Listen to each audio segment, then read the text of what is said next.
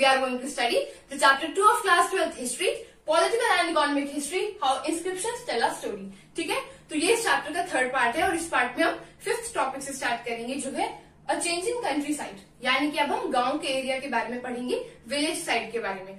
और उसमें पहला टॉपिक है पॉपुलर परसेप्शंस ऑफ किंग्स, यानी कि लोग जो राजा की प्रजा थी वो राजा के बारे में क्या सोचती थी, उनके क्या क्या परसेप्शंस थे, यानी कि क्या क्या थिंकिंग थी राजा को लेकर। ठीक है, अब हमने इंस्क्रिप्शंस की हेल्प से बहुत कुछ पता लगाया।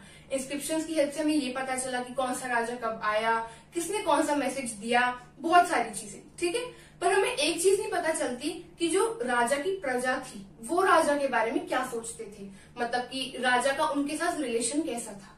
पर हिस्टोरियंस ने इस प्रॉब्लम को सॉल्व करने की भी कोशिश करी और इसके बारे में बहुत ज्यादा खोजबीन करी और कैसे स्टोरीज पढ़ के, स्टोरीज मतलब कुछ कहानियां पढ़ी जो कि एंथोलॉजीज थी। एंथोलॉजीज यानी कुछ कलेक्शन था स्टोरीज का जिनको नाम दिया गया था जातक और पंचतंत्र का। अभी जो पंचतंत्र और जातक हैं, आपको पता होगा पंचतंत्र में कहानियां होती हैं जैसे कुछ बंदर की, भालू की, इस टाइप की, मतलब मॉरल बेस्ड स्टोरीज होती हैं, जैसे लालच बुरी भलाई या इस टाइप से। तो उसमें बहुत सारी स्टोरीज होती है राजा महाराजाओं की। तो इनकी हेल्प से हिस्टोरियंस ने बहुत कुछ पता लगाया। ये कुछ ओरल टेल्स थी। ओरल टेल्स मतलब कि जैसे कहानियां सुनाते थे पहले, बाद में इनको लिखा गया। अब इसमें से एक स्टोरी है जिसका नाम है गंडा तिंदु जातक। ठीक है, अब ये गंडा तिंदु जातक क्या है, एक स्टोरी में क्या बताते हैं कि एक राजा है जो कि विक्ट किंग है। विक्ट किंग मतलब एक बहुत दुष्ट राजा है और उसकी जो प्रजा है वो बहुत दुखी रहती है। ठीक है, तो एक बार राजा अपनी प्रजा के बीच में जाता है भेष बदल के, और वहां पर जाकर उसे क्या पता लगता है कि लोग राजा को बहुत बुरा बुरा बोलते हैं, यानी कि वो राजा के बारे में क्या बोलते हैं कि रात में डाकू आते हैं, हमारा सारा सामान लूट के ले जाते हैं, और दिन के टाइम पे टैक्स कलेक्टर्स आते हैं जो कि मतलब कर इकट्ठा करने वाले, और हमसे बहुत हाई लेवल डिमांड करते हैं टैक्स की। ठीक है, और वो टैक्स ऐसा है जो हम पे नहीं कर पाते, यानी कि हम भर नहीं पाते। तो इस सिचुएशन से बचने के लिए लोगों ने फॉरेस्ट में यानी कि जंगलों में जाकर रहना शुरू कर दिया, क्योंकि जंगल में किसी का अधिकार नहीं होता था, किसी राजा वगैरह का, तो लोग वहां जाकर रहने लगे। तो अब ये क्या दर्शा रही है स्टोरी कि राजा के बारे में लोग क्या सोचते थे और राजा के क्या रिलेशन थे अपनी प्रजा से। ठीक है, इंस्क्रिप्शंस में बहुत उनकी बड़ाई वगैरह लिखी रहती थी, गुणगान थे, राजा ऐसा होता है वैसा होता है। पर इन स्टोरीज की हेल्प से हमें बहुत कुछ पता चलता है कि एक्चुअल में प्रजा क्या जानती थी या क्या सोचती थी राजा के बारे में। ठीक है, अब नेक्स्ट टॉपिक डिस्कस कर रहे हैं जो है स्ट्रैटेजीज फॉर इंक्रीजिंग प्रोडक्शन। अब क्योंकि हाई लेवल का टैक्स डिमांड किया जाता था, अब डिमांड को फुलफिल करना भी जरूरी था, यानी कि टैक्स अगर ज्यादा मांगा जा रहा है तो भरना तो पड़ेगा। उस सिचुएशन को सुलझाने के लिए क्या किया गया, लोगों ने क्या करा, वो क्या करते थे, जो उनकी खेती थी उसकी टेक्नोलॉजीज इंप्रूव करी, यानी कि ताकि उससे खेती बढ़े, एग्रीकल्चर प्रोडक्शन इंक्रीज हो, और जब वो इंक्रीज होगी तो ज्यादा पैसे मिलेंगे, ज्यादा पैसे मिलेंगे तो ज्यादा टैक्स को पे करने में वो कैपेबल हैं लोग। ठीक है, तो बहुत सारी स्ट्रैटेजीज थी। ये एग्जाम में क्वेश्चन भी आता है कि कौन कौन सी ऐसी स्ट्रैटेजीज थी जिनसे प्रोडक्शन बढ़ाई गई एग्रीकल्चर की। तो पहला है उसमें आपका शिफ्ट टू प्लाउ एग्रीकल्चर, यानी कि हल से खेती करना। लोगों ने गंगा और कावेरी रिवर वैलीज के आसपास हल से खेती करना शुरू कर दिया। सेकंड क्या है उसमें, सेकंड है आपका आयरन टिप्ड प्लाउशेयर यूज करना। आयरन टिप्ड प्लाउशेयर मतलब ये आयरन का होता है, मतलब इस टाइप का होता है। इसको यूज करा जाता है उन एरियाज में जहां पर जमीन बंजर है और उसको उपजाऊ जमीन में कन्वर्ट करने के लिए। ठीक है, और कौन से एरियाज में, जहां पर हाई रेनफॉल है, यानी कि बहुत ज्यादा बारिश होती है, और बहुत ज्यादा बारिश मतलब बहुत ज्यादा पानी की रिक्वायरमेंट है, और बहुत ज्यादा पानी कहाँ रिक्वायर्ड होता है, धान की खेती में। ठीक है, तो धान की खेती को बढ़ाने के लिए एक और चीज भी यूज करी गई थी, वो क्या थी, ट्रांसप्लांटेशन। ट्रांसप्लांटेशन क्या होता है, इसमें मतलब जो पौध होती है छोटी छोटी, पहले उनको, बाद में जब उनपे बीज उग जाते हैं तो उनको बिछाया जाता है और फिर वाटर लॉक्ड फील्ड में रखा जाता है। वाटर लॉक्ड फील्ड मतलब जहां पर बहुत ज्यादा पानी हो और फिर वहां पर धान की खेती होती है। तो ट्रांसप्लांटेशन और साथ में आयरन टिप्ड प्लाउशेयर उन जगहों पर यूज करा गया जहां पर बारिश बहुत ज्यादा होती है, ताकि वहां की जो जमीन है उसे उपजाऊ बनाया जाए और वहां पे पैडी की यानी कि राइस की प्रोडक्शन बढ़ जाए। तो इस टाइप के बहुत सारी टेक्नोलॉजीज थी। अभी जो आयरन टिप्ड प्लाउशेयर है ये हर जगह यूज नहीं किया जा सकता था। क्यों? क्योंकि हर जगह ज्यादा बारिश नहीं होती थी, कुछ एरियाज में कम बारिश होती थी, कुछ एरियाज में ज्यादा। जैसे कि हम बात करें पंजाब और राजस्थान की, जो कि 20th सेंचुरी तक सेमी एरिड रीजन्स थी। सेमी एरिड मतलब वहां पर बारिश कम होती थी, तो वहां पर ये टेक्नोलॉजी यूज नहीं की जा सकती थी। ठीक है, तो आयरन टिप्ड प्लाउशेयर वहां पर यूज नहीं होता था। और साथ ही हम बात करें पहाड़ी एरियाज की, जैसे मिजोरम हो गया और ये सारे एरियाज, यहाँ पर भी नहीं यूज कर सकते थे। क्यों? क्योंकि पहाड़ी एरियाज में हो का यूज होता है, हो यानी कि फावड़ा या कुदाल। ठीक है, इन सारी चीजों का।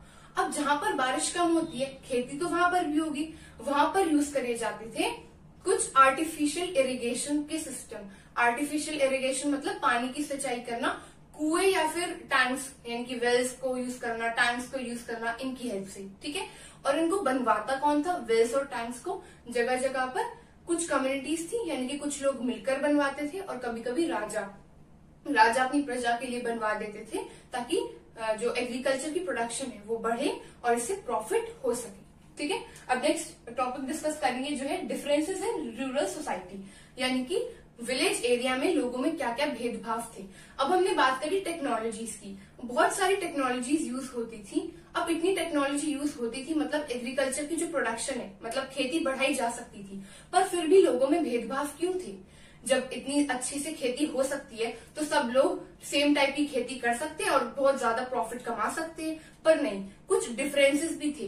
बुद्धिस्ट ट्रेडिशंस है, मतलब बुद्धा की कुछ स्टोरीज है, बुद्धिस्ट लोगों ने कुछ स्टोरीज लिखी है, कहानियां, उनकी हेल्प से हमें क्या पता चलता है कि अलग अलग तरह के लोग थे, जैसे कि स्मॉल पीजेंट्स यानी कि छोटे किसान थे, लैंडलेस लेबर्स यानी कि ऐसे भी किसान थे जिनके पास जमीन नहीं थी, और थे लैंड होल्डर्स यानी कि जमींदार। तो अलग अलग कैटेगरी के लोग थे। ठीक है, और भी एक कैटेगरी के लोग हैं जिन्हें कहते हैं हम गहापति या फिर गहपति। ठीक है, ये पाली में ये शब्द यूज करा जाता है। तो गहपति क्या होता है? कोई मालिक यानी कि कोई ओनर या मास्टर, किस चीज का? एक घर में जितनी भी चीजें हैं उन सबका। एक तरीके से वो घर का हेड होता था, और घर में जितनी भी महिलाएं रहती थी, बच्चे रहते थे और नौकर वगैरह रहते थे, या घर की बाकी चीजें जैसे कि कोई एनिमल्स हैं, पेट्स हैं, और भी जो रिसोर्सेज हैं, जमीन है, इन सब पर उसका अधिकार होता था। ठीक है, और कभी कभी जो रईस व्यापारी होते थे यानी कि वेल्दी मर्चेंट्स, उनके लिए भी इस टर्म को यूज करा जाता था। तो गहपति को के बारे में भी हमें पता चलता है बुद्धिस्ट स्टोरीज के थ्रू। और भी कैटेगरी थी जो क्या थी, जिसका हमें एग्जाम्पल मिलता है तमिल संगम से। तमिल संगम मैंने बताया था जिसमें साउथ इंडिया की हिस्ट्री लिखी हुई है। उन्होंने भी एक थर्ड कैटेगरी बताई है, उसमें कौन कौन सी लोग आते हैं। लैंड ओनर्स को उसमें नाम दिया गया है वेलालार से, प्लाउमैन को बोला जाता है उजावर, स्लेव्स को बोला जाता है आदिमन। ठीक है, यहाँ पे एग्जाम में भी क्वेश्चन आ सकता है कि लैंड ओनर का नाम तमिल संगम टेक्स्ट के अकॉर्डिंग क्या था, या फिर ये मैच देम के फॉर्म में भी आ सकते हैं। तो इसको याद कर लेना, ये इंपॉर्टेंट है 1 मार्क क्वेश्चन के लिए। ठीक है, अब इतनी सारी कैटेगरीज बताई कि भेदभाव किस आधार पर थे। कोई लैंडलेस था, कोई गुलाम था, किसी के पास अलग टेक्नोलॉजी थी, और कोई जमीन का मालिक था। ठीक है, यानी कि सब कुछ, सारी बात जमीन को लेके थी। जिसके पास जमीन है वो किस टाइप की टेक्नोलॉजी यूज करता है उस पर, इन सारी चीजों की बात थी। तो ये जानना भी जरूरी हो जाता है कि जमीन किसके पास थी, कौन किसको जमीन देता था या किसको नहीं। ठीक है, सो नेक्स्ट टॉपिक इसी के बारे में है, जो क्या है, land grants and new rural cities. No, it's elites, I think ये गलत हो गया यहाँ पे, ये एलिट्स। यस, तो ये क्या है, land grants and new rural elites. हम बात करते हैं लैंड ग्रांट्स की। इंस्क्रिप्शंस में हमने बहुत टाइम से पढ़ा है इसके बारे में कि अलग अलग जमीनें दान में दी जाती थी, किसी राजा, कोई राजा देता था कभी कभी। ठीक है, तो मतलब बहुत सारे लोग जमीनों को दान में दिया करते थे, कभी कभी ब्राह्मणों को देते थे, या किसी रिलीजियस इंस्टीट्यूशन यानी कि धर्म संस्थाओं में दिया जाता था। अब जो इंस्क्रिप्शंस में रिकॉर्ड मिलता है हमें कि कौन सी जमीन किसने किसको दी, इनकी हेल्प से हमें लैंड ग्रांट्स के बारे में पता चलता है। ठीक है, अब अलग अलग टाइप के लैंड ग्रांट्स थे। हमें लैंड ग्रांट्स की इंस्क्रिप्शंस जो मिलती है वो कहाँ मिलती है, कुछ पत्थरों पे लिखी हुई है यानी कि स्टोन्स पे, और कुछ कॉपर प्लेट्स में। ठीक है, अभी जो लैंड ग्रांट्स की इंस्क्रिप्शंस है, इसमें जो कॉपर प्लेट्स का एग्जांपल है, इसके देने का मतलब क्या है, यानी कि ये जो कॉपर प्लेट थी किसको दी जाती थी, जिसको जमीन मिली है। एक तरीके से रसीद टाइप, जो रिसीट्स होती है ना कि आपको जमीन मिली है, तो एक तरीके से उस बात को लिखकर दिया जाता था जिसको जमीन मिल गई है। ठीक है, एक तरीके से प्रूफ के तौर पर, सबूत के तौर पे, ठीक है, कि इन्हें जमीन दी गई है। तो वो इंस्क्रिप्शंस मिले और उनके आधार पर स्टडी करी गई है इन सारे लैंड ग्रांट्स के बारे में। अब हमें बहुत तरीके के लैंड ग्रांट्स के बारे में पता चलता है। एक इसमें एग्जाम्पल है प्रभावती गुप्ता का। प्रभावती गुप्ता कौन है? ये एक क्वीन थी, यानी कि महारानी, जो कि चंद्रगुप्ता टू की बेटी थी।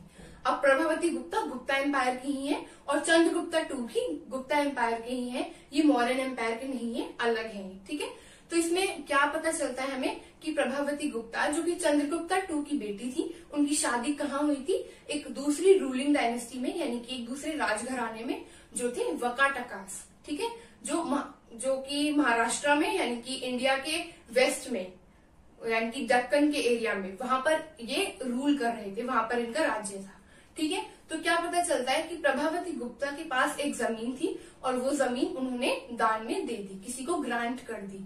अब संस्कृत के कुछ लीगल टेक्स्ट है, यानी कि कुछ संस्कृत की धर्म वगैरह की बुक है, उनमें हमें क्या पता चलता है कि वुमेन्स, यानी कि महिलाओं के पास अधिकार नहीं था कि उनके पास जमीन रह सके या फिर वो जमीन को अपने पास रख सके।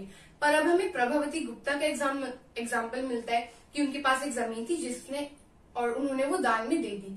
अब इस पर ये क्वेश्चन बनता है कि एक तो ये पॉसिबिलिटी है कि शायद वो महारानी थी इसलिए उनके पास जमीन थी, ठीक है। अब महारानी के पास तो जमीन हो सकती है ना, ये रूल शायद साधारण महिलाओं के लिए था, या फिर और वुमेन्स के पास भी होता था राइट प्रॉपर्टी को रखने का, पर उसके बारे में मेंशन नहीं करा हुआ। तो अलग अलग पॉसिबिलिटीज हो सकती हैं, ठीक है। अभी जो लैंड ग्रांट्स होते थे ये ब्राह्मणों को करे जाते थे, और भी कुछ जो गरीब लोग होते थे उनको राजा अपने अकॉर्डिंग देते थे, और राजा भी बहुत सारी चीजें लेते थे, यानी कि कुछ टैक्स वगैरह। और जितने भी लोग हैं, जैसे किसान है, उसकी कोई फसल हुई है तो फसल में से कुछ पोर्शन जो है, यानी कि कुछ रेंज ऑफ प्रोड्यूस जो है वो राजा को देगा, ठीक है। ये ड्यूटी होती थी जो राजा को मतलब देनी होती थी एज अ ट्रिब्यूट। तो अब जितने भी आर्टिसंस होते हैं, जो चीज प्रोड्यूस करता है वो राजा को देगा थोड़ा थोड़ा, या फिर राजा के रिप्रेजेंटेटिव्स को। राजा के रिप्रेजेंटेटिव्स कौन होते हैं? जैसे अलग अलग गांव के अलग अलग मालिक होते हैं तो उनको देंगे, ठीक है। तो इस टाइप की ड्यूटीज फुलफिल करनी पड़ती थी।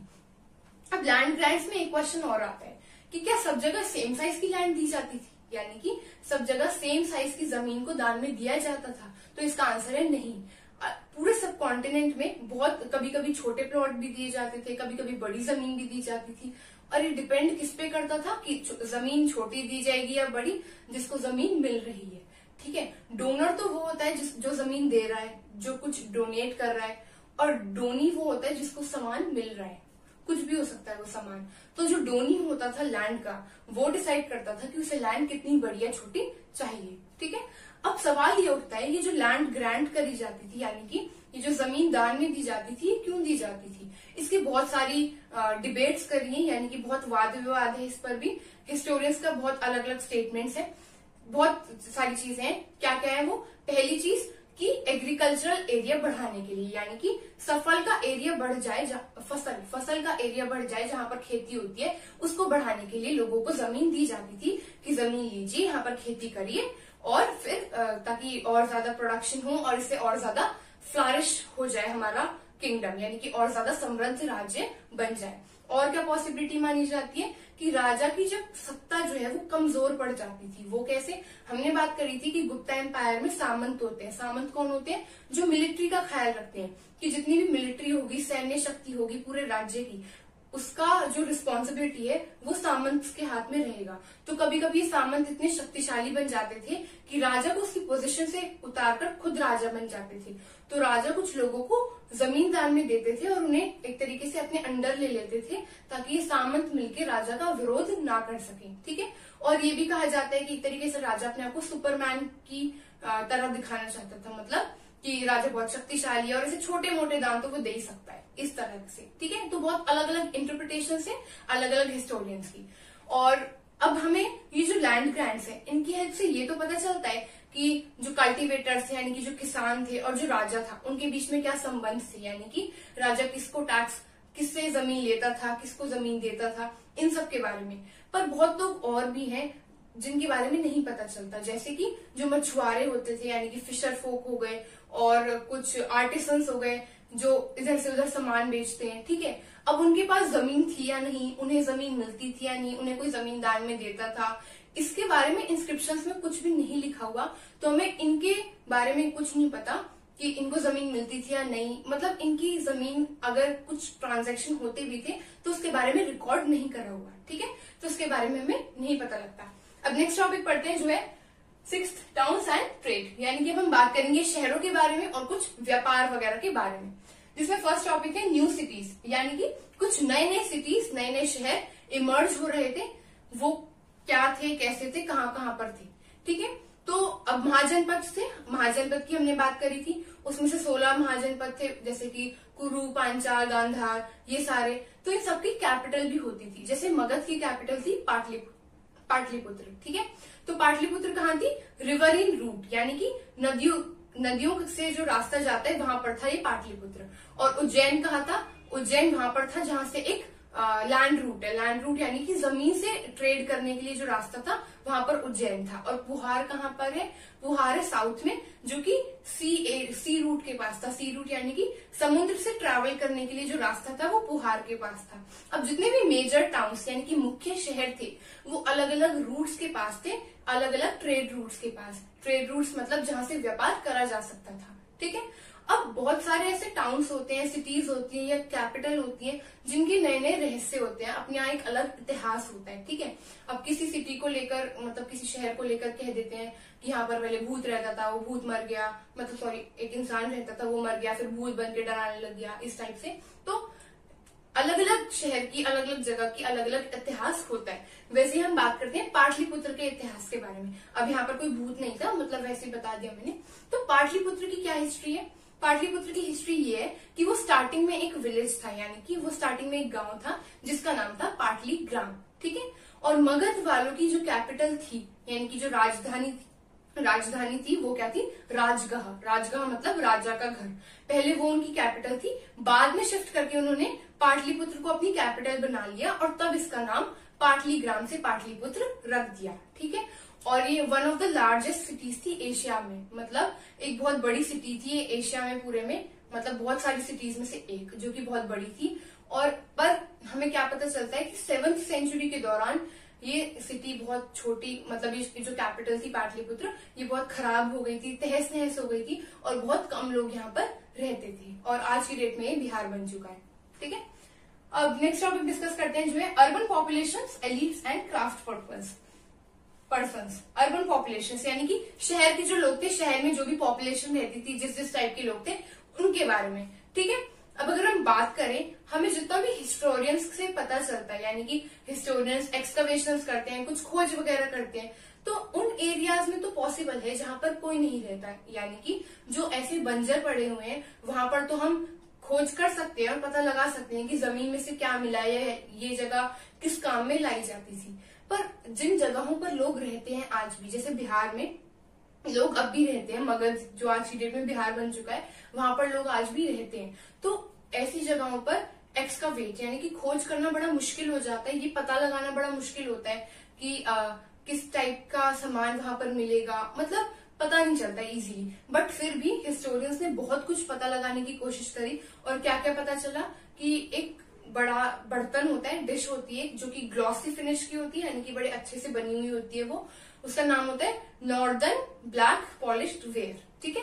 ये कढ़ाई टाइप सी दिखती है, ठीक है। और भी बहुत सारे ऑर्नामेंट्स थे, ऑर्नामेंट्स यानी कि जैसे ज्वेलरीज हो गए, कुछ टूल्स हो गए, बर्तन वगैरह, ये सारी चीजें जो अलग अलग मेटल से बनी हुई थी, जैसे गोल्ड, कॉपर, सिल्वर, ठीक है। तो बहुत सारे ऐसे हमें आर्टिफैक्ट्स यानी कि बहुत सारी ऐसी कलाकृतियां मिलती हैं। अब 2nd सेंचुरी के दौरान क्या हुआ था, 2nd सेंचुरी के दौरान हमें मिलते हैं वोटिव इंस्क्रिप्शंस। वोटिव इंस्क्रिप्शंस क्या होते हैं, आप मंदिर वगैरह में जाते हैं तो आपको मिलता है ना, लिखा रहता है कि दान पात्र, मतलब नहीं, एक तो दान पात्र होता है, एक होता है कि इस मंदिर को या फिर इस जगह को बनवाने में किस किसका सहयोग है, ठीक है। तो उनको धन्यवाद किया हुआ था, उनके नाम वगैरह लिखे रहते हैं, जो भी वो लोग होते हैं। तो इस टाइप के इंस्क्रिप्शंस होते थे धर्म स्थलों पर, जो कि रिलीजियस इंस्टीट्यूशंस में होते थे, और जितने भी कोई कंट्रीब्यूट करता था, कुछ गिफ्ट वगैरह देता था, तो उनको रिकॉर्ड जब करते थे तो उसको वोटिव इंस्क्रिप्शंस कहा जाता है, ठीक है। अब जिन लोगों का नाम लिखा जाता था, कभी कभी उनका ऑक्यूपेशन भी लिख दिया जाता था, यानी कि वो क्या काम करते थे। जैसे कोई नाम है कि इसका नाम है राहुल शर्मा और ब्रैकेट में लिख दिया कि ये क्या काम करते हैं, ये धोबी हैं या जो भी है, ठीक है। तो इस टाइप के एग्जाम्पल्स, तो इनकी हेल्प से हमें क्या पता चलता है कि लोग कहाँ पर रहते थे और किस किस टाइप के उनके ऑक्यूपेशन थे, यानी कि वो क्या क्या काम करते थे। तो हमें पता चलता है सुनार यानी कि गोल्ड स्मिथ, ब्लैक स्मिथ यानी कि लोहार, और भी जो मछुआरे, धोबी जो भी होते थे उन सब, कारपेंटर्स, आर्टिसंस, अलग अलग कलाकार, इन सब के बारे में, ठीक है। और भी एक चीज बताई हुई है, वो है गिल्ड्स या फिर श्रेणीज। गिल्ड क्या होता है? गिल्ड्स उन्हें बोलते हैं जैसे बहुत सारे लोगों का एक जो समूह होता है, यानी कि group of some people is known as guilds, ठीक है। अब ये क्या होते हैं कि कुछ क्राफ्ट का काम करते हैं लोग, क्राफ्ट का यानी कि कुछ कलाकृति करते हैं। तो सारे लोग मिलकर रॉ मटेरियल इकट्ठा करते हैं, कुछ सामान बनाते हैं और उसको प्रोड्यूस करके फिर मार्केट में बेच देते हैं, ठीक है। तो इनके बारे में भी पता चलता है हमें कि शहर में जितने भी लोग रहते थे उनमें कौन कौन आते थे और वो क्या क्या करते थे। अब नेक्स्ट टॉपिक डिस्कस करते हैं, जो है trade in the subcontinent and beyond. यानी कि जो ट्रेड था, व्यापार था, वो सिर्फ यहीं तक ही उज्जैन, पाटलिपुत्र, तक्षशिला, इन सारी जगहों तक ही सीमित नहीं था, वो आगे बढ़ता चला गया, ठीक है। आगे कहाँ कहाँ तक, जैसे कि वो चला गया था, हम बात करें सेंट्रल एशिया और north Africa, west Asia, China, south east Asia, इन सारी जगहों तक ट्रेड फैल गया। कैसे? सी रूट्स की हेल्प से, यानी कि समुद्र के रास्ते से, समुद्र से जाना शुरू कर दिया लोगों ने, कुछ मतलब ट्रैवलर्स होते थे और उनकी हेल्प से ट्रेड जो है वो बढ़ता चला गया, ठीक है। अभी जो ट्रेड बढ़ा, इसके बारे में हमें क्या क्या पता चलता है कि यहाँ पर कौन कौन जाता था। पहली बात तो राजा कुछ कंट्रोल करने की कोशिश करते थे, यानी कि ये जो सी रूट्स होते थे, राजा चाहते थे इन पर राजा का अधिकार हो, ताकि राजा इन्हें अपने अंडर रख सके और राजा की परमिशन से ही कोई यहाँ पर जाए या यहाँ से आए, ठीक है। तो मतलब ये राजा का एक तरीका होता था अपनी सत्ता दिखाने का, अपनी पावर दिखाने का, और ये सी रूट्स को कंट्रोल करने की कोशिश करते थे, जितने भी व्यापार वगैरह के रास्ते होते थे, ठीक है। अब कौन कौन जाता था इन रूट्स पे? पहला तो पेडलर्स यानी कि पैदल चलने वाले लोग, अब वो तो लैंड रूट्स पे जाएंगे जो जमीन का एरिया है। दूसरे होते थे मर्चेंट्स यानी कि व्यापारी, वो बुलक कार्ट्स यानी कि कुछ बैलगाड़ियों से जाते थे ट्रेड रूट्स यानी कि व्यापार जैसे रास्तों पे, मतलब व्यापार वगैरह करने के लिए, ठीक है। और थर्ड होते हैं सी फेयरर्स यानी कि जो समुद्र वगैरह में अपनी ट्रैवलिंग करते हैं व्यापार वगैरह के पर्पज से, ठीक है, ट्रेड वगैरह के पर्पज के लिए ये लोग ट्रैवलिंग करते हैं। अब इनकी जो ट्रैवलिंग होती है, वो जो जर्नी होती है बड़ी रिस्की होती थी। क्यों? क्योंकि पहले के टाइम पे इतनी फैसिलिटीज नहीं थी कि कनेक्शन बन सके किसी से, बीच समुद्र में अकेले होते थे, कभी कभी डूब भी जाते थे। पर इनकी जो ये जर्नी होती थी बड़ी प्रॉफिट देती थी, प्रॉफिट यानी कि बहुत लाभदायक होती थी, क्योंकि इसकी हेल्प से दूर के देश विदेशों से इनका संपर्क बनता था और ये लोग उनसे व्यापार करते थे, ठीक है। कुछ सक्सेसफुल मर्चेंट्स होते थे, यानी कि कुछ सफल व्यापारी, जिनको अलग अलग नामों से बोला गया है। वो क्या क्या है?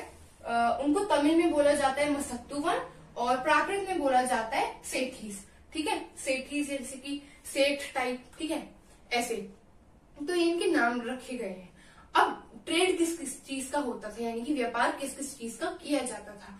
व्यापार होता था सॉल्ट का, यानी कि नमक का, कपड़ों का, कुछ मेडिसिनल प्लांट्स जैसे कि औषधियां या जड़ी बूटियां, इन सारी चीजों का, टेक्सटाइल्स, बहुत सारी चीजों का ट्रेड होता था। हमारे इंडिया में बहुत सारी चीजें थी, वेराइटीज ऑफ चीजें थी जो कि पूरे अलग अलग पार्ट्स में उपलब्ध थी। तो बहुत ट्रेड हुआ था इंडिया से, और ऐसे ही वो धीरे धीरे सोने की चिड़िया बन गया था, ठीक है। यानी कि रोम में और रोमन एम्पायर में तो इंडिया की जो पेपर यानी कि मिर्ची, और जो टेक्सटाइल्स थे, क्लोथ्स वगैरह, इन सब का ट्रेड बहुत ज्यादा होता था। मतलब रोमन एम्पायर के लोग तो बहुत ज्यादा ही लेते थे हमसे ये सारा सामान, ठीक है। अब नेक्स्ट टॉपिक डिस्कस करते हैं, जो है कॉइन्स एंड किंग्स। अब इतना सारा ट्रेड होता था अलग अलग दूर के देश विदेशों से, तो किससे होता था? ये जो खरीद बेच का सामान था, ये सब कॉइन्स की हेल्प से यानी कि सिक्कों की हेल्प से होता था। तो अब हम बात करेंगे कॉइन्स की, कि किस टाइप के कॉइन्स यूज किए जाते थे, ठीक है। तो स्टार्टिंग में जब कॉइनेज स्टार्ट होने का मतलब जब सिक्के शुरू हुए खरीद बेच के लिए यूज करने में, तो किस टाइप के कॉइन्स यूज होते थे? सिल्वर और कॉपर मेटल के, ठीक है। ये होते थे पंच मार्क्ड कॉइन्स मतलब जिनपे कुछ लिखा हुआ रहता था, जैसे स्टैम्प पे लिखा हुआ रहता है ना, उस टाइप से, ठीक है। तो स्टार्टिंग में इसी टाइप के कॉइन्स थे। अब हिस्टोरियंस ने अलग अलग जो भी भारत के अलग अलग कोनों से जितने भी सिक्के मिले उनको पढ़ा, उनको स्टडी करा, उनके बारे में बहुत कुछ पता लगाया, और कॉइन्स को स्टडी कौन करता था?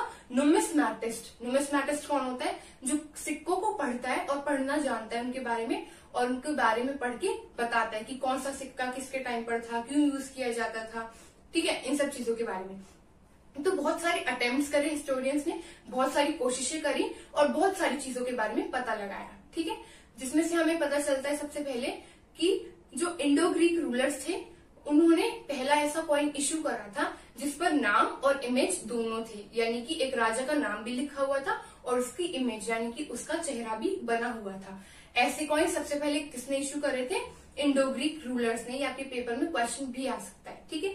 अब मौर्यन एम्पायर के जो पीपल थे यानी कि जो राजा थे उन्होंने भी कुछ कॉइन्स इश्यू करे थे, तो उनके कॉइन्स भी मिलते हैं। और एक क्या बात हमें पता चलती है कि सिर्फ राजा ही कॉइन्स नहीं इश्यू करता था, कभी कभी मर्चेंट्स और यानी कि कुछ व्यापारी जो होते हैं, बैंकर्स, ये सारे लोग भी कॉइन्स इश्यू कर दिया करते थे, यानी कि ये सारे लोग भी अपने सिक्के रखा करते थे, ठीक है। और भी कौन कौन से कॉइन्स के बारे में पता चलता है कि सबसे पहले गोल्ड कॉइन्स किसने इश्यू करे थे? कुशानास ने। कुशानास कौन? जिन्होंने अपने आप को बोला है देवपुत्र यानी कि son of God.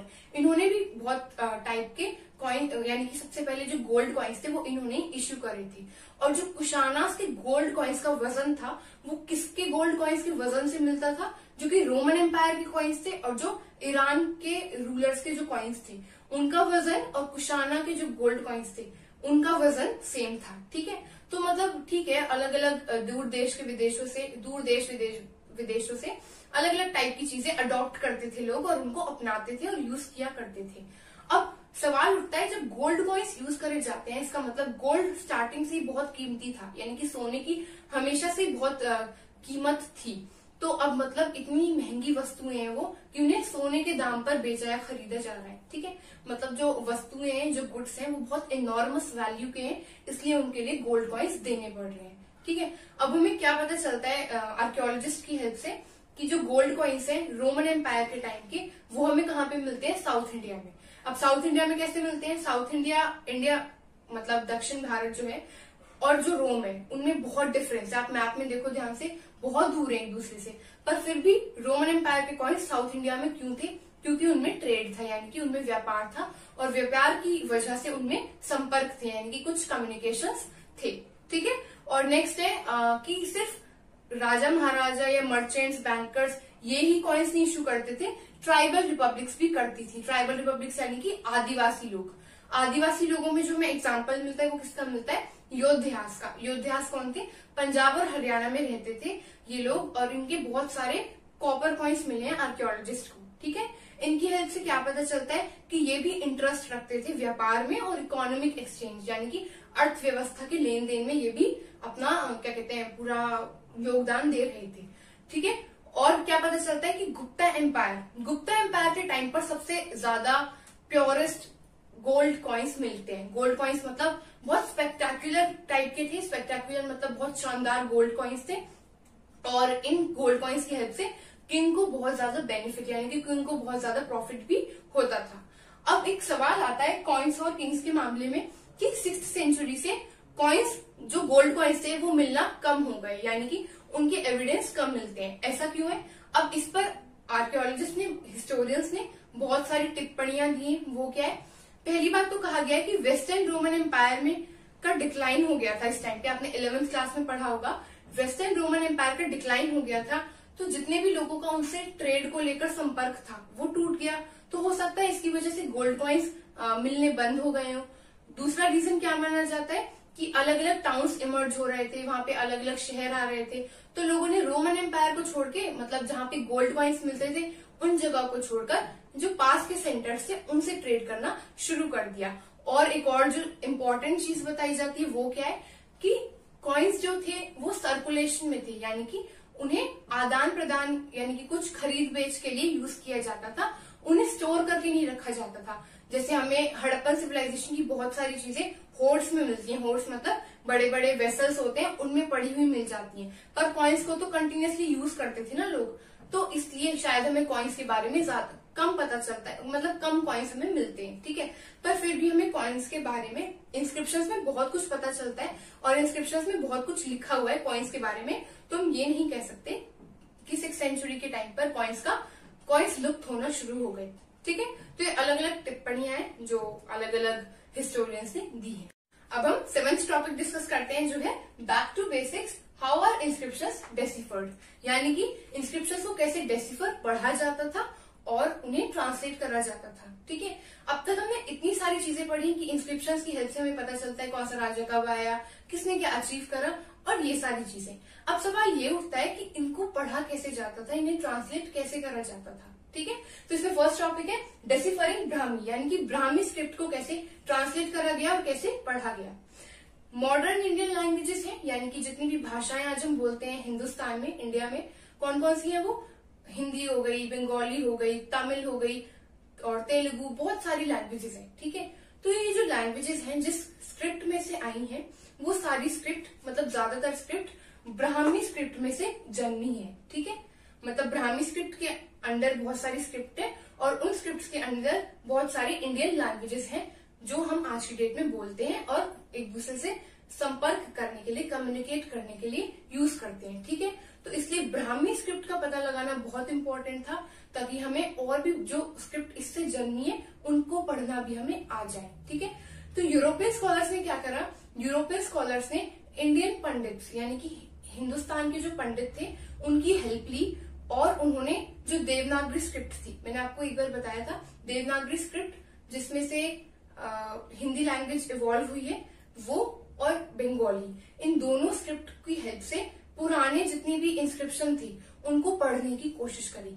For example, जैसे ब्राह्मी स्क्रिप्ट में द को लिखा जाता है ऐसे, द जो कि हिंदी का एक व्यंजन है, और हिंदी में जो कि देवनागरी है उसमें लिखा जाता है ऐसे।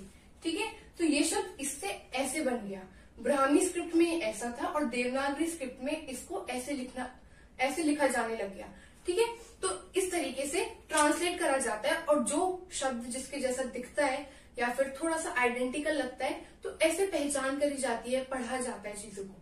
ठीक है, तो स्कॉलर्स को स्टार्टिंग में क्या लग रहा था शुरुआत में कि जितने भी इंस्क्रिप्शंस हैं वो संस्कृत भाषा में लिखे गए हैं, पर हमने बात करी थी कि सबसे पहले इंस्क्रिप्शंस को लिखने के लिए जो भाषा यूज करी गई थी वो थी प्राकृत। ठीक है, उसके बाद पाली, तमिल और संस्कृत भी यूज करी गई थी, पर प्राकृत सबसे पुरानी भाषा है।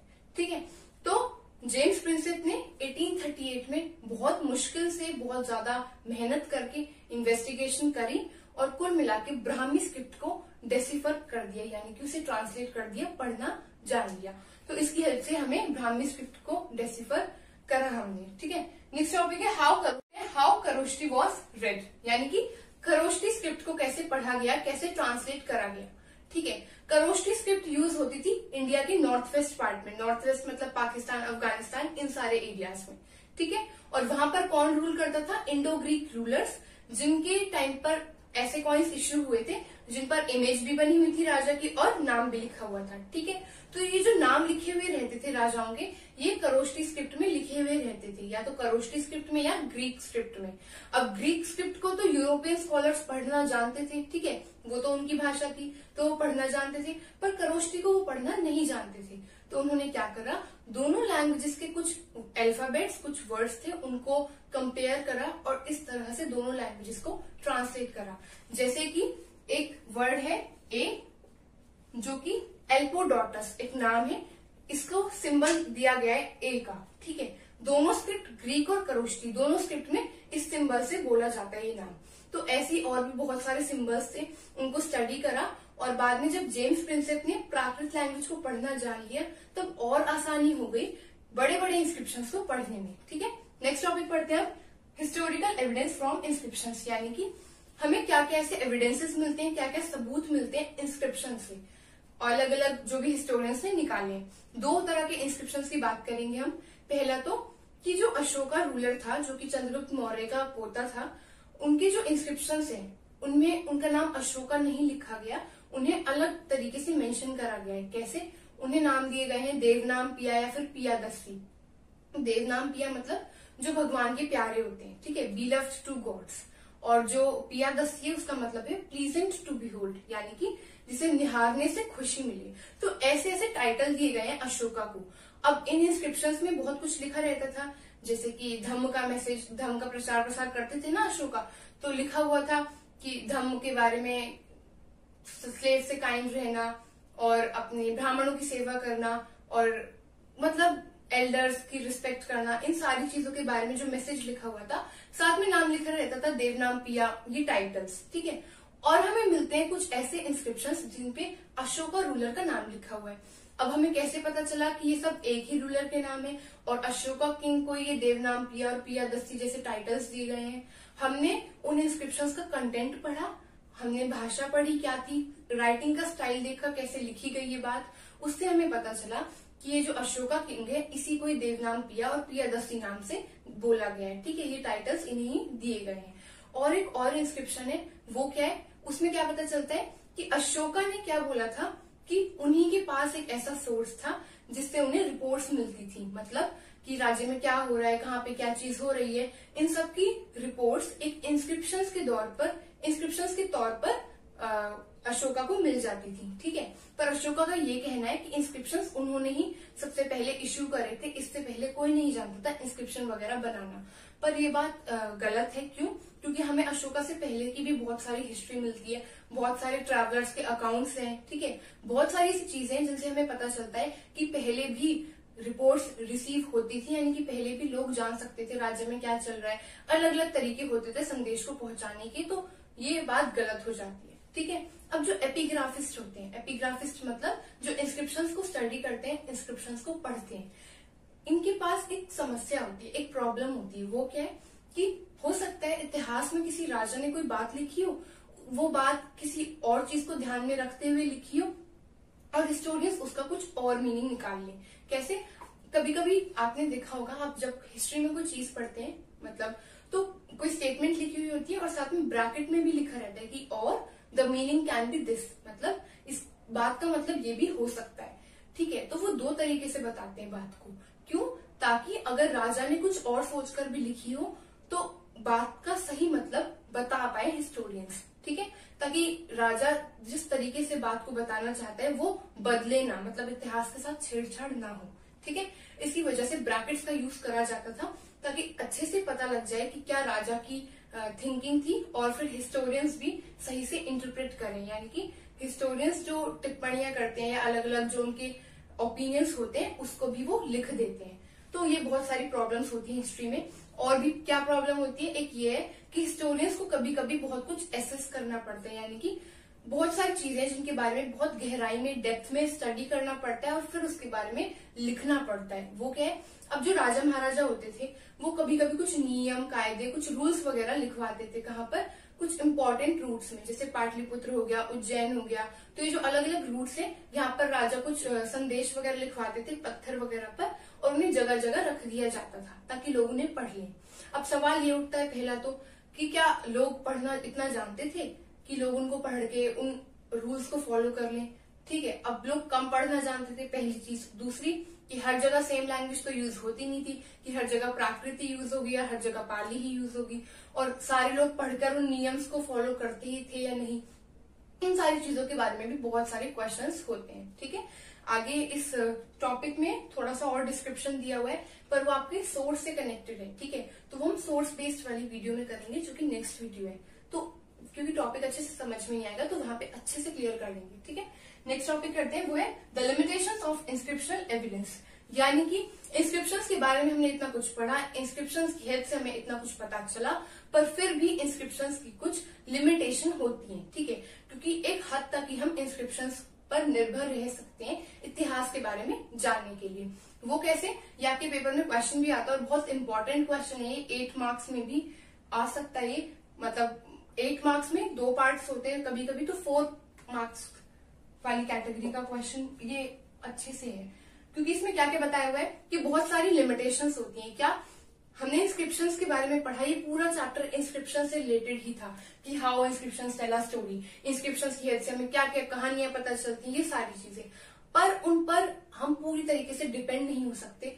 उसकी लिमिटेशन है वो क्या है, पहला टेक्निकल लिमिटेशन। टेक्निकल मतलब क्या क्या प्रॉब्लम्स होती हैं, कभी कभी लेटर्स जो थे, मतलब जो अल्फाबेट्स या जो शब्द थे जो लिखे हुए होते थे वो बहुत फेंटली लिखे हुए होते थे। फेंटली मतलब बहुत धुंधले हुए तरीके से लिखे हुए होते थे, तो सही तरीके से उन्हें नहीं पढ़ सकते थे कि इन पर क्या लिखा हुआ है, तो कभी कभी बात का मतलब बदल सा जाता था, ठीक है। कभी कभी कुछ शब्द मिसिंग होते थे, ठीक है, क्योंकि हमें जमीन से मिली हैं चीजें सारी, तो कभी कभी कुछ मिट जाता था ऊपर से, तो ठीक से नहीं पढ़ सकते थे हम उन्हें और ठीक से ट्रांसलेट नहीं कर पाते थे, ठीक है। और क्या क्या प्रॉब्लम्स होती थी कि बहुत सारे इंस्क्रिप्शन हैं जिनको हम नहीं पढ़ पाए हैं, ठीक है। हमें मिले तो बहुत सारे इंस्क्रिप्शन है पर हम उन्हें डेसिफर नहीं कर पाए हैं। हमने हड़प्पन सिविलाइजेशन के केस में बात करी थी कि हड़प्पन सिविलाइजेशन में जो इंस्क्रिप्शन है हम उन्हें आज तक पढ़ ही नहीं पाए, आज तक ट्रांसलेट ही नहीं कर पाए, इसलिए अब भी बहुत सारी चीजें हैं जो हमें हड़प्पन सिविलाइजेशन के बारे में नहीं पता, ठीक है। और नेक्स्ट क्या है कि कभी कभी ऐसा होता था कि राजा ने जो सोचकर बात को लिखा है, हो सकता है हिस्टोरियंस बात का मतलब कुछ और ले जाए, ठीक है, जो मीनिंग है बात का वो बदल जाए, वो चेंज हो जाए। राजा ने कुछ और सोच के लिखी हो किसी जगह के बारे में और हिस्टोरियंस ने उसे थोड़े अलग तरीके से ले लिया हो, तो इस तरीके से इंस्क्रिप्शंस का कभी कभी मतलब चेंज हो जाता है।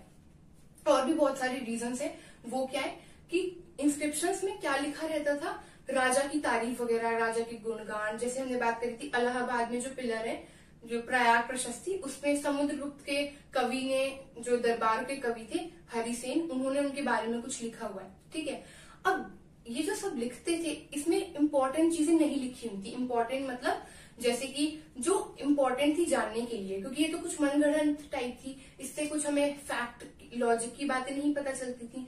इम्पोर्टेंट क्या था जानना कि किसानों की क्या परिस्थिति थी, मतलब किसानों की क्या कंडीशन रहती थी उस टाइम पे, उनके क्या दुख थे, वो खुश किस बात से होते थे, राजा का उनके साथ क्या बिहेवियर था, इन सारी चीजों के बारे में इंस्क्रिप्शन से हमें नहीं पता चलता है, ठीक है। तो बहुत दिक्कत होती है इस सब के बारे में पता लगाने में भी।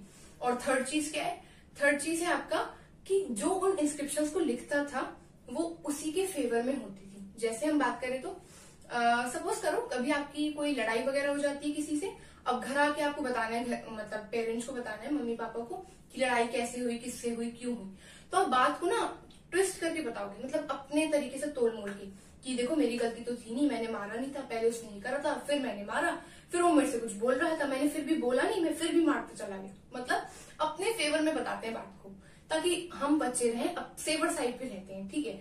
अब कोई अपने बारे में कुछ बता रहा है, कोई कहानी लिख रहा है, तो कभी भी ये थोड़ी बताएगा कि मैं झूठा हूँ, मैं बदतमीज था, ऐसा नहीं बताएगा। अपने बारे में अच्छा अच्छा लिखेंगे, हम बहुत अच्छे थे, हमारे मुंह से फूल झड़ते थे, ऐसी सारी चीजें, ठीक है। तो इंस्क्रिप्शंस की ये लिमिटेशन भी होती है कि जो उनको लिखते हैं हमें उनके नजरिए से बात पता चलती है, हमें एक्चुअल बात या एक्चुअल मामला नहीं पता चलता कि क्या था, ठीक है, कि मसला क्या था, इसके बारे में हमें ठीक से नहीं पता चलता। तो ये कुछ लिमिटेशंस हैं और ये बहुत इंपॉर्टेंट क्वेश्चंस में से भी है, तो इसको पढ़ लेना अच्छे से। यहाँ पर हमारा थ्योरेटिकल पार्ट सारा कंप्लीट होता है, जितने भी टॉपिक्स थे। अब हमारे कुछ सोर्स बेस्ड क्वेश्चंस हैं, जो सोर्स बेस्ड मतलब जितने भी, और हमारी टाइमलाइंस, वो सारा हमें अच्छे से डिस्कस करना है नेक्स्ट वीडियो में।